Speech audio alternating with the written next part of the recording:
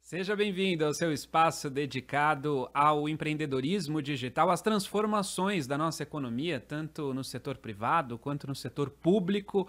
Esse é o Inovativos, programa que você acompanha na Band News FM sempre aos domingos e também no nosso canal no YouTube, youtube.com/rádio Band News FM, para acompanhar esse e todos os outros papos que a gente já teve aqui no programa.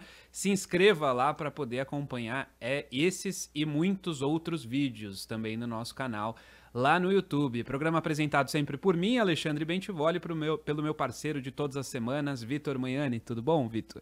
Tudo bem, Ale? Muito bem-vinda, muito bem-vindo ao Inovativos.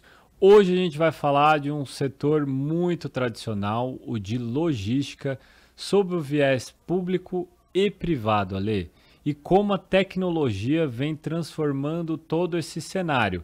A gente sabe que logística é um tema também intersetorial, inclui os mais diversos modais, mas não só outros modais, mas principalmente outros temas como educação no trânsito, educação para as pessoas, das mais diversas formas, e a tecnologia vem permeando todos esses segmentos.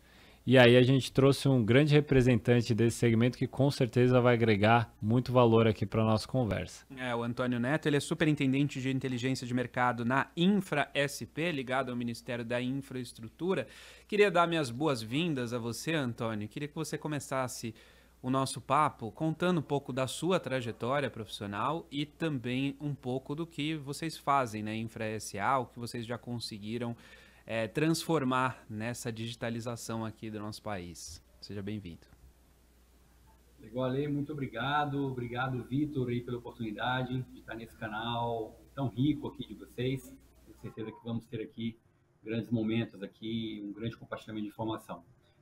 Primeiro, me apresentar aqui para vocês. Meu nome é Antônio Neto, eu tenho aí já perto de 15 anos no setor público também, com algumas passagens para iniciativa privada. E eu gosto de começar contando um pouco assim do que eu mais cuidei e foquei durante essa minha jornada, né? Lá no meu mestrado em 2013, eu defendi uma dissertação chamada um artefato para identificação de riscos nas compras públicas de tecnologia da informação, né? Ela aliada aí à norma 31.000, que é uma norma de gestão de riscos. Então, o tema de gestão de riscos e compras públicas, ele sempre esteve muito em evidência aí na minha vida pessoal e profissional.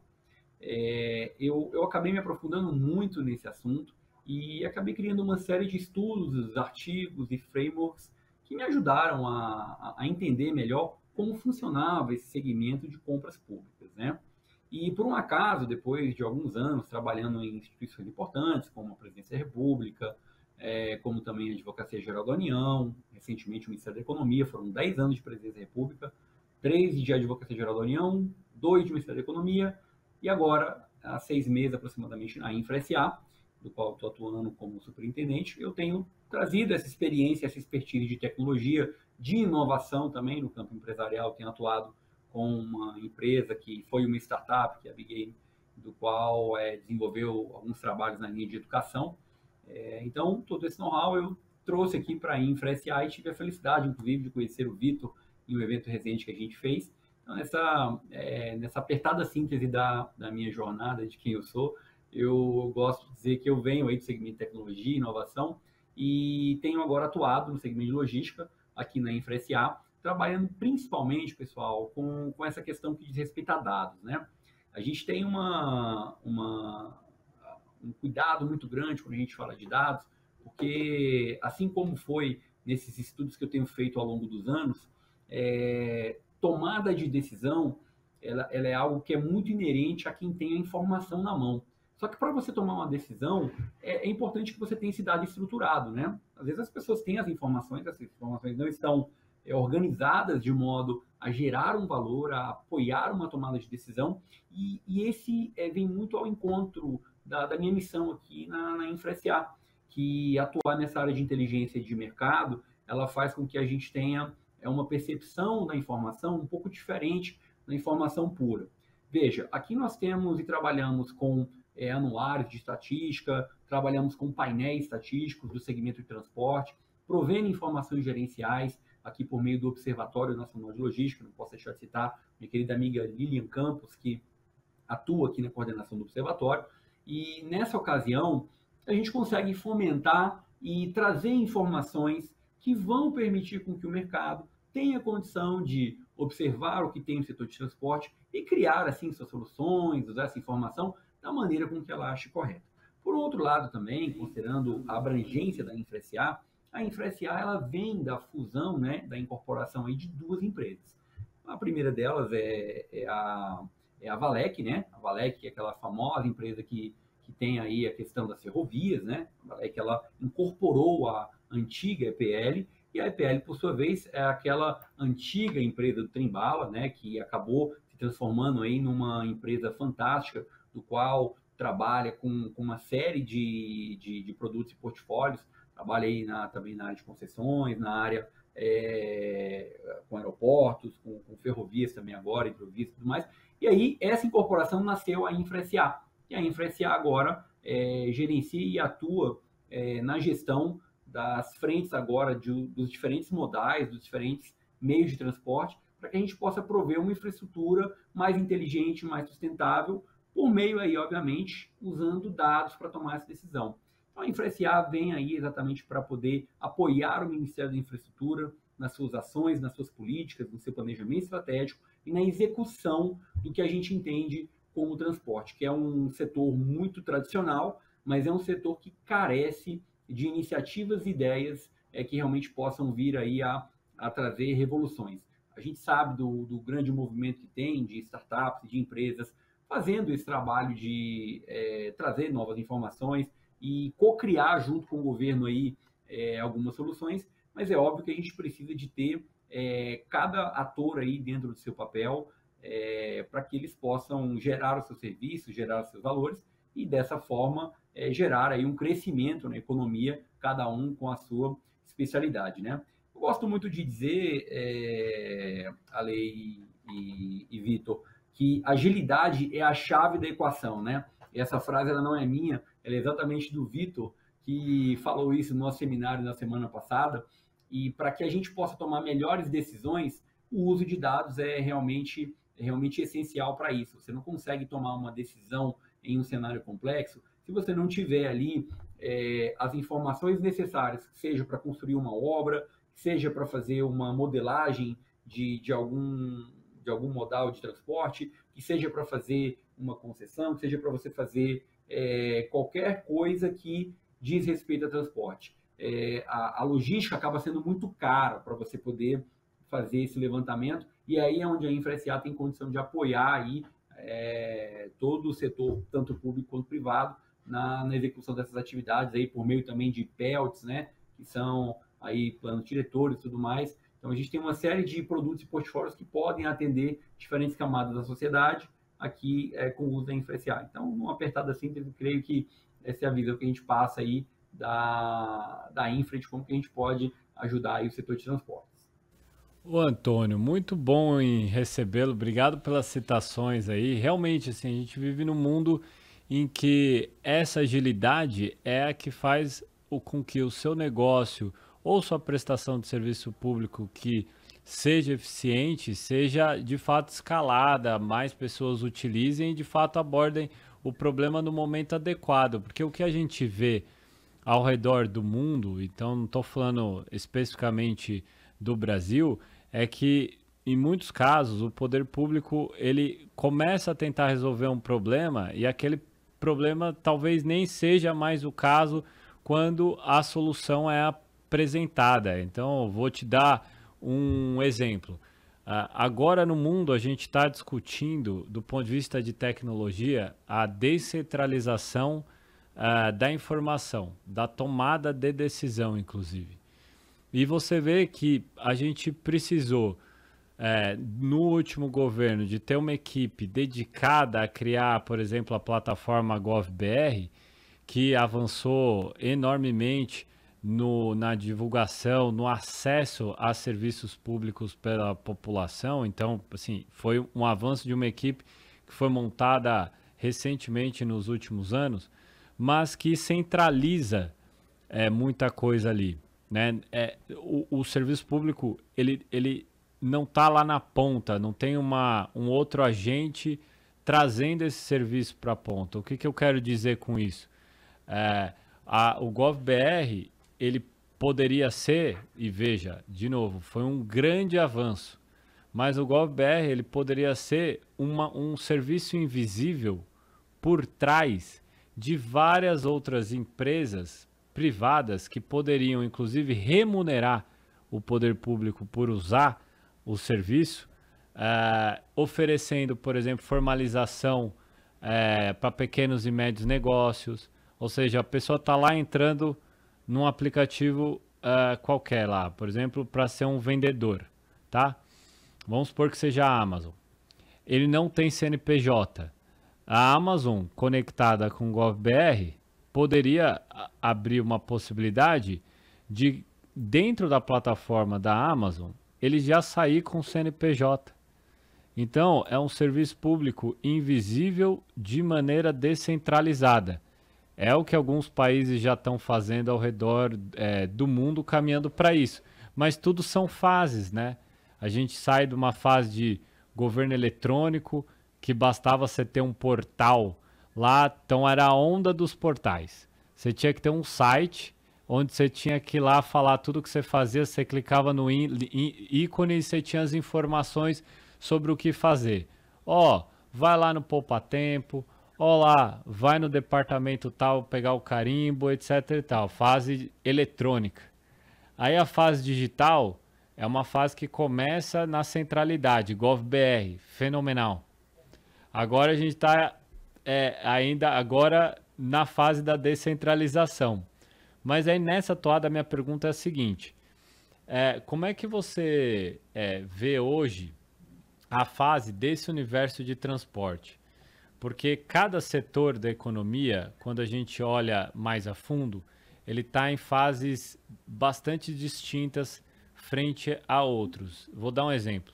O setor financeiro. O setor financeiro já tinha digitalizado boa parte dos dados da população. Então, para você desenhar um Open Finance, por exemplo, que é um grande banco de dados, onde as empresas conseguem acessar aqueles dados para ofertar melhores produtos e serviços, então o suprassumo do Open Finance o Vitor vai buscar uma grana do banco A e no mesmo minuto, vários outros bancos ou fintechs sabem que eu estou querendo crédito e me ofertam um juros menor do que o banco A me ofereceu. Esse é o suprassumo do Open Finance. Mas o dado estava digitalizado. Eu tenho a impressão que no universo de transporte, o dado não está ainda digitalizado. E aí esse que eu vejo que é o problema, porque aí a gente tem que dar um passo anterior até, aí, analogicamente falando, que o GovBR primeiro cumprir uma etapa de trazer o dado, para depois cumprir uma fase de centralidade, para depois descentralizar. É isso mesmo? Em que pé que nós estamos nesse universo aí de transporte para captura desses dados? Se eles ainda, na sua grande maioria, são com base em estudos estatísticos, que você ofere e você, obviamente, com metodologia, ofere quantos veículos passaram, faz uma estimativa e tal. Como é que está estruturado esse ambiente hoje?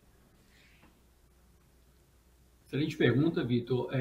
Eu acho que você já, inclusive, conduziu aqui a minha resposta, né? Quando a gente está falando em governo como serviço, que eu acho que foi uma das provocações aí que você fez bem no início da sua fala, a gente está falando realmente já de uma evolução do que a gente tem hoje aí. Na verdade, já temos o governo como serviço, né? O próprio GovBR é um exemplo disso. Seguindo aí, a gente recentemente alcançou novos níveis aí, de acordo com o Banco Mundial, de digitalização de serviços, o que traz aí o Brasil numa posição bem mais interessante do que aquela que ele ocupava quando a gente ainda estava falando em governo eletrônico, né? Mas é óbvio que são tempos e movimentos que permitem a evolução dos modelos. Então, veja o seguinte, quando eu tenho... foi uma fase que a gente viveu, né? Lá do governo eletrônico, agora o governo digital. O próprio Fernando usou um slide lá no nosso evento explicando esse boom, esse aprimoramento que deve acontecer aí nos próximos tempos, como seria uma evolução natural, mas fato é que para que eu possa ter realmente uma evolução, eu preciso de fato ter ali o dado disponível. E como é que eu vou ter uma validação, uma coleta e o uso do dado? A gente está falando aqui do ciclo de vida da informação, né? Todo dado que eu tenho, ele precisa de ser coletado, ele precisa de ser ali processado, ou então classificado, para que depois eu possa ter o seu uso, a sua distribuição, e aí, no final, o seu descarte, ou então o seu reuso, a depender da informação, né? Isso a gente está falando de arquitetura. Então, quando a gente fala de governo como serviço, a gente nada mais está falando do que uma arquitetura de uso dessa informação. E aí, veja, eu vejo o setor de transporte hoje, encaminhando para a sua resposta, para a resposta da sua pergunta, o setor de transporte ele tem tido muitas soluções interessantes no que diz respeito ao uso do dado. Só que, veja, eu vejo muitos silos, né? Tanto do ponto de vista das empresas que atuam com isso, quanto do ponto de vista dos consumidores, porque eu preciso de ter efetivamente essa informação disponível e rápida para que eu possa utilizar aquele dado para minha tomada de decisão, que foi o que a gente acabou falando aqui no início, né? E esse dado ativo, muitas vezes, pode trazer para a gente um dado inválido, um dado que não está ali refletindo a realidade naquele momento. Então, a grande pergunta é como é que eu vou manter esse dado fidedigno, como é que eu vou ter essa informação ali sempre atualizada. Bem, existem N tecnologias que a gente pode citar aqui, eu não posso deixar de ignorar aí, principalmente a questão do blockchain, né, para a gente poder acelerar e ter aí um uso mais, digamos assim, mais inteligente dos dados para validação, para poder usar esse dado, para que a própria rede possa retroalimentar esse dado. Então, a gente está falando também de uma questão de evolução. Mas eu vejo, Vitor, que nós estamos no caminho certo. Nós temos aí uma evolução dessa questão do dado. Recentemente, eu recebi uma empresa que, cara, essa empresa deu uma aula para a gente. Ela mostrou ali uma série de soluções que ela tinha, soluções de mercado interessantes, que poderiam compor ali um arranjo onde a gente poderia ter uma série de monitoramentos para poder, inclusive, evoluir algumas ações que a gente tem. E a gente vê que o mercado ele está sabendo usar e trazer os dados e coletar ele de uma maneira muito interessante. Então, eu entendo que logo, uma vez que a gente tiver o governo como serviço ainda mais evoluído lá na frente, sendo uma API de integração, e já tem, né? São fases também, uma vez que essa questão continuar sendo evoluída à medida que o tempo for passando, a gente vai ter aí a capacidade de gerar ainda mais serviços interessantes, com menos burocracia para o cidadão, com mais facilidade para o empresário e, obviamente, buscando aí uma sociedade mais ágil, uma sociedade mais moderna, que possa fazer o uso dessa informação para o seu bem-estar, para a sua logística mais eficiente e, efetivamente, para um Brasil mais de futuro, né? Que já estamos aí já com esse Brasil, digamos, bem evoluído no momento atual. Então, eu não poderia deixar de citar também, Vitor, a ideia que a gente tem trazido aqui na Infra, né, que é a questão do DTE. O DTE, que é o Documento Eletrônico de Transporte, leva essa ideia adiante da questão da digitalização do dado. A gente está tentando aqui unir uma série de documentos, né, CIOT, AIT, documentos que aí acabam, digamos, deixando ali o caminhoneiro, quem faz o transporte, os embarcadores, deixando toda essa rede aí um pouco mais limitada por conta da complexidade que é o setor de transportes, né? E o DTE vem como iniciativa de facilitar esse processo, de unificar esses documentos e trazer, então, aí uma simplicidade, uma digitalização desse processo de maneira mais integrada, né? A gente não pode deixar de citar também que nessa iniciativa do DTE nós temos o Serpro aí como parceiro que tem atuado há muito tempo conosco aqui da Infra SA e também nas empresas anteriores para a criação e digitalização dessas informações. Então, assim, é evidente que não é uma jornada fácil, é uma caminhada longa, mas que a gente tem conseguido aí, Vitor, fazer essa transformação de modo sólido, de modo, digamos, que possa ser sustentável, né? Que eu acho que é importante isso, quando você constrói uma solução e ela seja sustentável, e de modo que seja algo realmente para melhorar a vida das pessoas, e não efetivamente como apenas um programa momentâneo de quem está aqui nessa cadeira. Eu vejo como uma questão de Estado realmente, uma continuidade dessa política pública do DTE e vários benefícios aí com o uso do dado de maneira mais organizada, dentre outras também que a gente pode citar, mas dado aqui o nosso contexto, eu acho que eu consigo trazer aí uma versão aí para a tua dúvida de que sim, é possível, a gente consegue sim fazer isso daí, mas tem que estar todo mundo de mão dada, porque não dá para fazer isso só o governo, só o mercado, tal como foi lá no nosso evento, né? Todo mundo se ouvindo e querendo aprender um pouco mais um com cada um. Antônio, você falava um pouco sobre os dados e eu queria saber assim um pouco mais desses gargalos, um pouco da comparação de como o Brasil está nesse cenário em comparação com outros países. A gente sabe que tem países desenvolvidos muito à frente nessa discussão dos dados, de conseguir otimizar esse uso de dados no setor de infraestrutura, e queria saber quais que são os principais impeditivos, quais são os gargalos, as maiores dificuldades que vocês encontram. Você já tratou um pouco, né, de que nem tudo está digitalizado no setor de transportes, o que é um grande obstáculo, mas queria que você falasse um pouco mais quais outros obstáculos existem pela frente para o avanço nesse setor da digitalização do setor de transportes. Excelente pergunta aí, Ale. A gente teve agora no dia 16/11 o Banco Mundial, né, reconheceu aí o Brasil como o segundo líder em governo digital no mundo, né? Isso numa comparação aí de 198 países, né? A gente percebe aí que isso traz aí para o Brasil um selo de alta maturidade do governo digital, e isso foi fruto lá do índice, né, que foi o GovTech Maturity Index de 2022.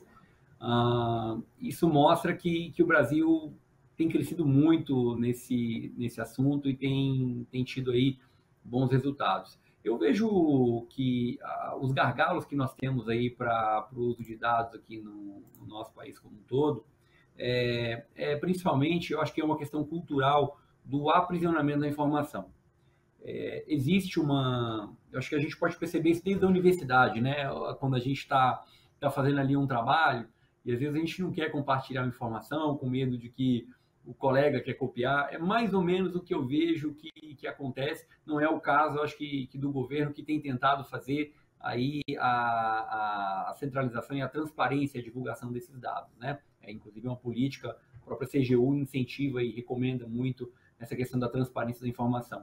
Mas eu vejo que é muito cultural isso, é o medo do compartilhamento, que na minha opinião, muitas vezes é um medo bobo, se não for, obviamente, considerar a questão do negócio, né? Tem informação que não dá para ser compartilhada, mas existem informações que devem e podem ser compartilhadas de modo a fomentar ali a comunidade, de modo a fomentar ali um grupo, para que essa informação ela seja, digamos assim, utilizada e reutilizada, porque essa é a riqueza do dado, né? Quando você pode ter uma informação e pode reutilizar ela. Se você utilizar ela por uma vez, aquela informação acaba ficando muito cara.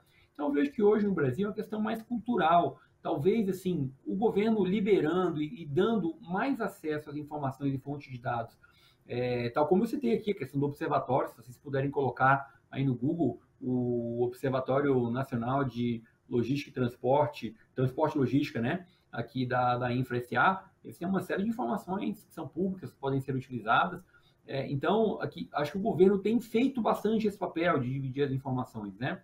E, obviamente, as empresas, por sua vez, têm questão de mercado, tem questão de manter ali a informação retida por conta de uma questão de negócio, isso é totalmente compreensível, mas eu acho que as empresas também podem ter aí seu papel social, de divulgar informações que podem colaborar com ecossistemas, colaborar com outras empresas, e isso gerar aí um barramento de crescimento, né? E é uma mentalidade, né? Uma cultura diferente do que a gente tem aqui no Brasil. Então, eu vejo que a questão cultural pode se influenciar bastante nessa questão do uso do dado, mas que a gente tem rompido, tem crescido muito e amadurecido por conta de iniciativas tal essa como do governo federal. Parabenizar principalmente a questão aí do Ministério da Economia, ali pela frente da SGD, ali, citar o Fernando Coelho, né, que tem capitaneado essa iniciativa, vários outros amigos aí também que têm trabalhado com essas informações do Ministério, mas dizer que, Ale, a gente tem aí uma possibilidade de evoluir ainda mais, né, nesse fórum aí, nesse ranking do Banco Mundial, que traz aí uma fotografia do quanto nós evoluímos nos últimos tempos. E continua sendo aí, Vitor, uma questão de realmente janelas de oportunidade, né? Ninguém sai da 20ª X posição para a segunda posição da noite para o dia. Tudo isso é uma construção, tudo isso é um trabalho que aí tem que ser citado realmente. O trabalho de gestores anteriores também fizeram aí uma criação e composição para que essa fotografia chegasse agora. Então, eu vejo que o país tem aí boas chances de ficar cada vez mais parecido aí com a Estônia, né, com a Dinamarca, com a Finlândia e outros países que têm aí nível de maturidade alto e com vários serviços fantásticos aí de governo digital. Então, acho que o uso da informação carece aí muito de iniciativas tanto do governo, quanto do mercado, quanto dos cidadãos. E eu acho que o aspecto é de falar em colaboração. Como se falar em colaboração, aí é a dinâmica realmente que vai, a dinâmica do mercado, a dinâmica dos ecossistemas. Eu acredito muito na questão de eventos que possam conectar e trazer essas possibilidades, tais como os que a gente fez na semana passada do Logitech, a IEX aí em São Paulo, para a gente poder conectar o setor governo com o setor privado, com as Logitechs e todos interessados, para que a gente possa aumentar o diálogo e prover soluções de mercado cada vez mais interessantes para quem necessita de melhorar o seu negócio aí como um todo. Então, Antônio, você citou vários pontos muito interessantes, né? Então, eu vou começar por um deles, que é essa questão que você vem conversando aqui desde o primeiro bloco, que é do dado. Então, assim, o dado realmente é a matéria-prima, aí a gente vai para uma escalada que é a informação, até a gente chegar no terceiro grau, que é o conhecimento. E a InfraSA tem muito conhecimento embarcado aí. Aí eu queria fazer uma pergunta que não é necessariamente tecnologia, é para entender um pouquinho mais desse núcleo pensante da InfraSA que foi montada aí pelo atual governo, e já que a gente está na iminência de um novo governo, para a gente entender como é que está estruturada hoje a InfraSA do ponto de vista de núcleo pensante para as obras de infraestrutura para o país, qual que foi o papel da InfraSA nos últimos tempos, porque fica muito claro para a população, de maneira geral, o trabalho feito pelo Ministério de Infraestrutura, o que já é, por si só, muito difícil de explicar para a população em geral, todas as minúcias de ampliação de rodovias, de ferrovias e por aí vai. Mas vamos tentar trazer a InfraSA para justamente todo mundo entender assim, quais foram os passos que a InfraSA deu e o que a gente tem de possibilidades aí de continuidade, de avanço aí nessa agenda. Interessante essa pergunta, Vitor. Eu acho que assim, para essa questão vale mais a pena a gente focar no que a infra tem de planejamento estratégico aí para 2023, 2027. Como a gente trabalha com a agenda de infraestrutura, é interessante que a gente olhe sempre aí para o futuro, né? E eu não posso deixar de citar aqui que a missão aqui da infra, basicamente, é a gente trabalhar de maneira eficiente, sustentável, né, inovadora a infraestrutura de transporte e logística aqui do Brasil, né? A gente quer melhorar a vida das pessoas como um todo, seja por qualquer que seja o modal, né? O modal aquaviário, o modal terrestre, seja ferroviário, setor de aviação, enfim, a gente tem aí N trilhos para poder atuar. Mas como a visão da infra é ser aí a referência no Brasil em questão de planejamento e de projetos de infraestrutura, né, a gente tem que se basear em alguns pilares, né? Dentre eles, excelência, respeito à vida, eficiência logística, sustentabilidade, inovação, integridade, Vitor, porque para trabalhar com esse assunto isso é fundamental, né? E valorização das pessoas. Então, a gente buscou aqui no nosso núcleo de governança levar essa mensagem para que todas e qualquer obra, qualquer situação, qualquer projeto que a infra tenha que atuar, que a gente possa seguir esses valores buscando aí os seguintes eixos aí, né? Satisfação da sociedade, uma busca também de uma imagem corporativa que passe confiança para que a gente possa aí fazer uma integração dos diferentes modais da melhor maneira possível, obviamente com o custo correto, com estudos que possam realmente refletir a realidade. A gente tem que considerar também a questão de responsabilidade socioambiental, para que aí tem um núcleo aqui dedicado só para isso também, que cuida dessa área. A sustentabilidade econômica não deixa de ser também uma outra vertente, né, para a gente otimizar esses custos de gastos. Parte de inovação, que muita coisa disso a gente atua aqui na nossa área também, buscando aí o fomento, integração dos modais.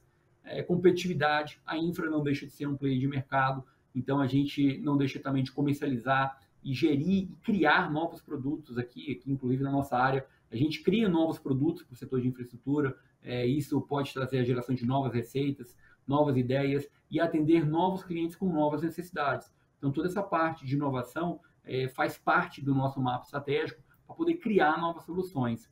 E, obviamente, também a gente não pode deixar de citar a infraestrutura de tecnologia como fomento para poder trazer essas questões. Então, por exemplo, recentemente a gente contratou aqui novas licenças de softwares importantes para a gente poder fazer os estudos logísticos e fomentar essas informações para quem de direito, né? Então, a gente tem que estar com a nossa área muito bem ativa do ponto de vista de novas tecnologias e também buscando se capacitar, buscando entender o que seria o estado da arte aí com relação ao segmento de logística, né? E assim, obviamente, a conclusão disso é uma governança mais completa, mais alinhada ao Ministério da Infraestrutura e, obviamente, também mais alinhada ao que a sociedade precisa, porque o Brasil é um país continental, ele tem a necessidade aí, Vitor, de realmente ter um planejamento de longo prazo para que a gente tenha condição de acertar em cheio, né, e nas prioridades que nosso país precisa.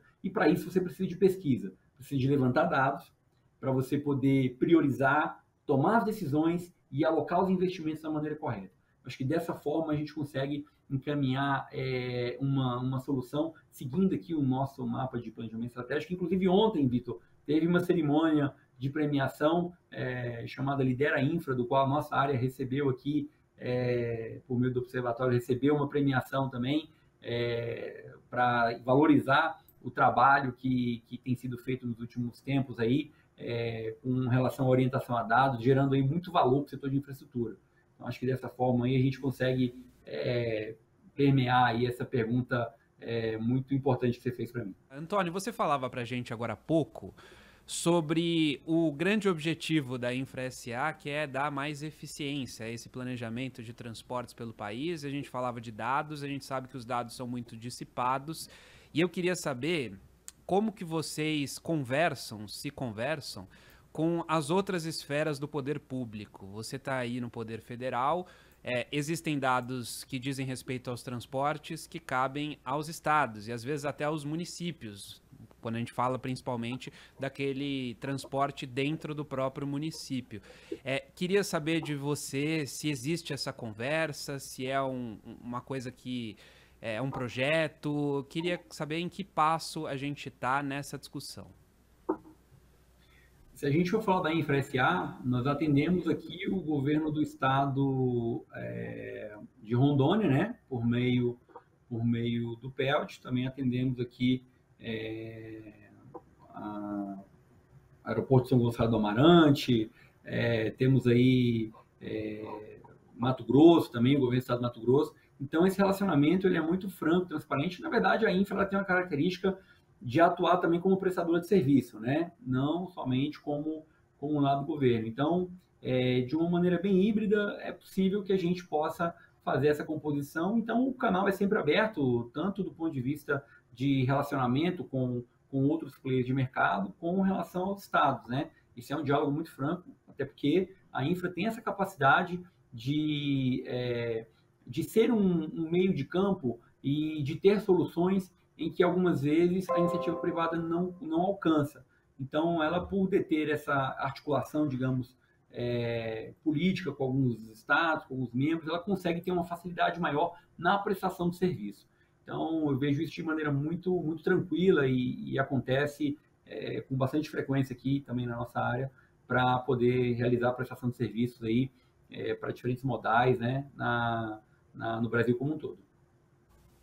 Até para a gente conseguir conectar uma infraestrutura na outra, um modal no outro, né? Não faz sentido você isolar um planejamento de uma ferrovia cortando o país se ela não terminar em algum outro trecho, pelo menos para exportação, importação, porque a gente está falando de um modal que pode, de maneira mais rápida, levar carga pesada, né?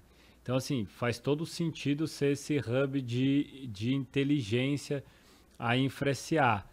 E aí, nesse sentido, Antônio, para a gente ter um pouco mais de clareza sobre todo esse diálogo, são os estados que podem procurar a Infra SA para esse desenvolvimento desse planejamento, ou vocês têm algum fórum de discussão sobre esse assunto? Porque a gente sabe que o Brasil tem um potencial incrível, não só em rodovia, que é o que a gente tem bastante, mas para mais portos, mais aeroportos, mais uso do modal aquático.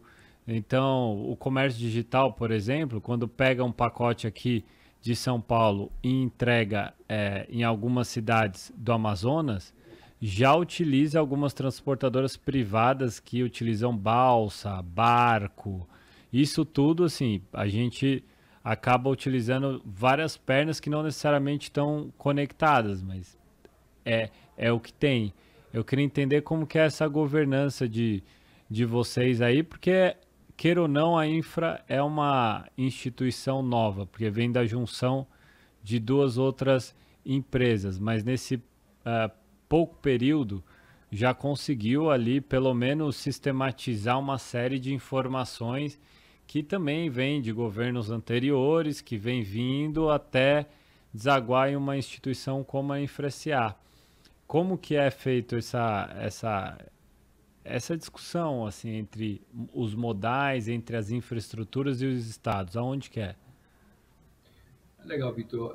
Nós temos aqui na Infra uma área profissional e comercial que atende, né, os clientes e que cuida dessa vertente.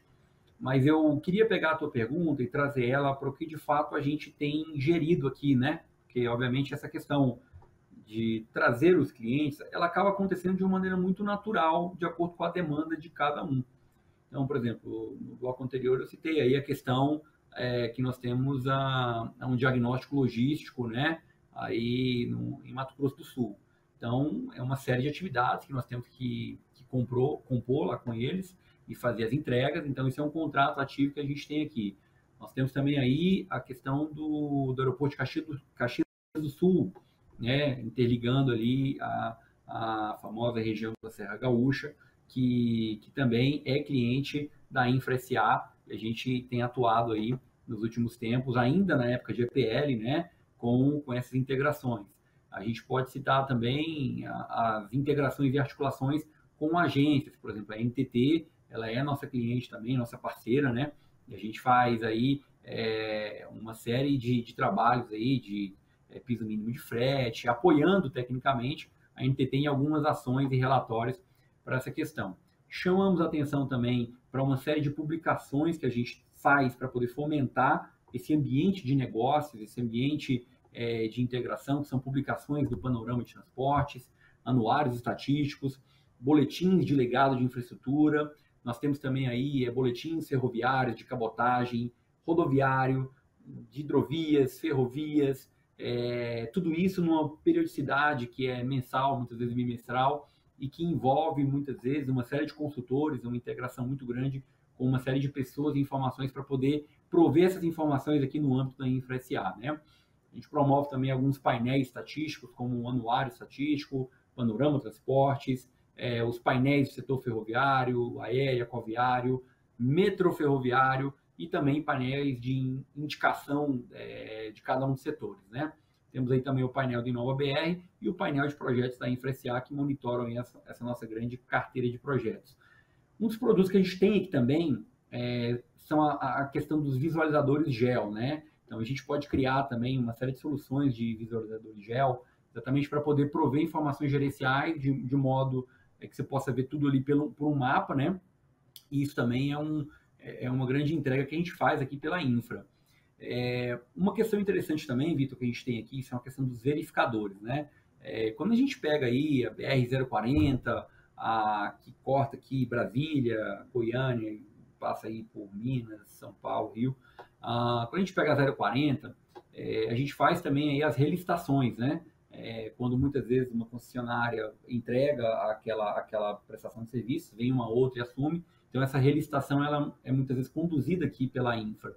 Então, é um trabalho também realizado por aqui. Então, a gente tem 040, tem o verificador da 163 também, de Mato Grosso do Sul, tem o de Viracopos, da Consebra, da Rumo Malha Oeste, da Autopista Fluminense e diversos outros aqui que a gente pode citar. Mas é interessante a gente ver do aspecto de amplitude, o quão grande e o quão relevante é a Infra SA. Isso eu estou falando mais aqui da área que eu atuo, né? Obviamente eu poderia entrar aqui mais falando de infra, falando de uma série de questões que a gente pode ter do ponto de vista ferroviário, né?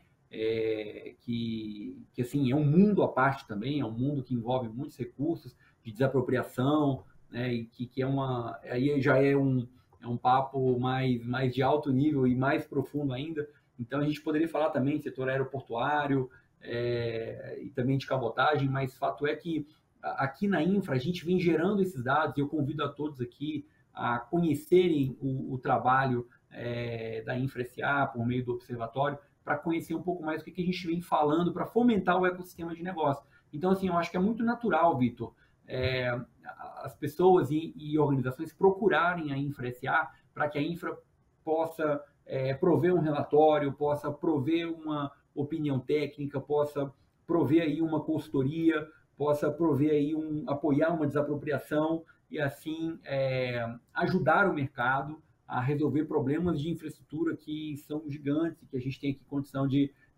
apoiar e fazer esse meio de campo aí para fomentar esse ecossistema tão maravilhoso que é o setor de infraestrutura e transportes aqui do nosso país.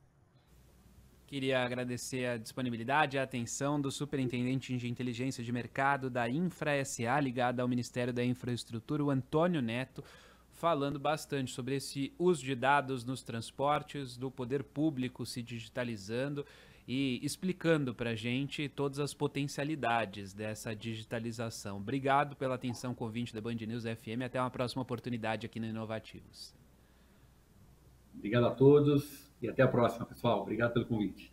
Inovativos é sempre aos domingos aqui no rádio. Você acompanha também no nosso canal no YouTube, youtube.com/rádio Band News FM. Aproveite e se inscreve por lá. Semana que vem tem mais, Vitor? Com certeza. Espero todos vocês no próximo episódio. Até lá.